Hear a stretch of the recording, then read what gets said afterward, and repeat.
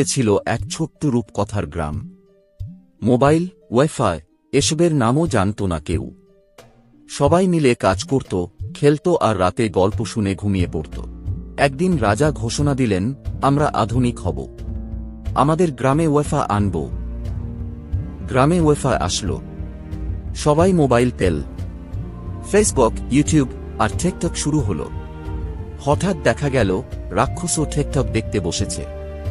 সে নাচে, হাসে, এমনকি গরুর সাথেও সেলফি তোলে। কিন্তু সমস্যা হলো সবাই ফোনেই ডুবে। কাজ বন্ধ, খেলা বন্ধ। এক শিক্ষক বললেন, এভাবে চললে সমস্যা হবে। রাজা চিন্তায় পড়লেন। এক জ্ঞানী বুড়ো বললেন, প্রযুক্তি খারাপ না, ঠিকভাবে ব্যবহার করলেই ভালো। রাজার নতুন নিয়ম, মোবাইল ব্যবহার হবে সকালে ৮টা, ১০টা আর রাতে ৭টা, ৯টা। সবাই খুশি। এইভাবেই গ্রামের মানুষ বুঝল, প্রযুক্তি আশীর্বাদই, যদি ঠিকভাবে ব্যবহার হয়।